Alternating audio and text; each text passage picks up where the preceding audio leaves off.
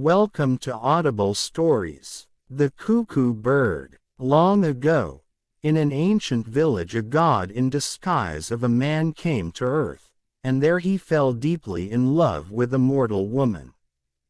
He chose to give up his immortality to marry her.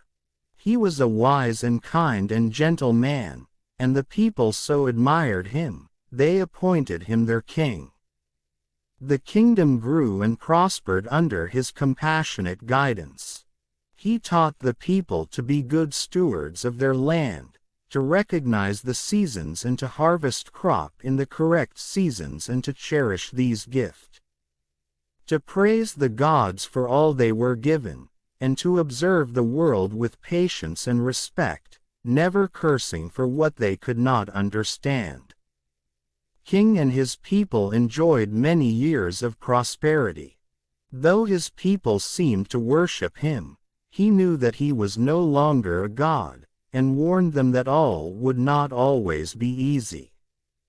"I cannot control all that happens here," he said, for he was watching the river, and he knew he could not control it. One year, after heavy winter snows, the spring rains began to fall, and the river overflowed. The water spread across the land, and crops and homes were ruined. King helplessly watched his suffering people. He tried everything he knew to tame the river. His ministers counseled him. People came from far and near offering advice. And still no one could figure out how to stop the flood. No one, it seemed, could solve that problems, and it seemed like a curse to the land. King counseled patience and asked his peoples to do the same. One day several people ran to the palace, calling to their king. "A miracle has happened," they called. "Come, you must see what the good gods have sent to us." King ran to the river's edge with the crowd, and there he saw a man's body lying on the muddy bank. The people gathered around it. "A miracle," the people cried. This body was floating upstream. King smiled, for he understood that this was a sign. He bent down and touched the man's cold hand, and when he did, the man grew warm. He opened his eyes and smiled at the king. "Welcome," the king said. "I have come from the land of rivers," the man whispered to the king. "I have come to help your people." The land of river was hundreds of miles downstream. This was impossible, the people said. How can a man float this far upstream? But King knew that miracles could happen, if only people opened their eyes and watched closely. Now they've found the man who would save them. "Come with me," King said to the man, and together, arm in arm, followed by crowds of people, they walked to the palace. "You know the river," King said. The man, with his gentle smile, nodded. "Yes, I do. I am a man of the water," he told the king, and without a moment's hesitation, the king appointed the stranger minister of water. "Can you help us to understand the flooding?" the king asked his minister. "I can," he said. "But first I must watch what make this happens." So the days passed, and before long the river flooded the land once again. The people grumbled and complained, but King called them to his court.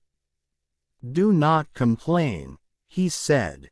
"The river has flooded so that our minister may understand what we must do."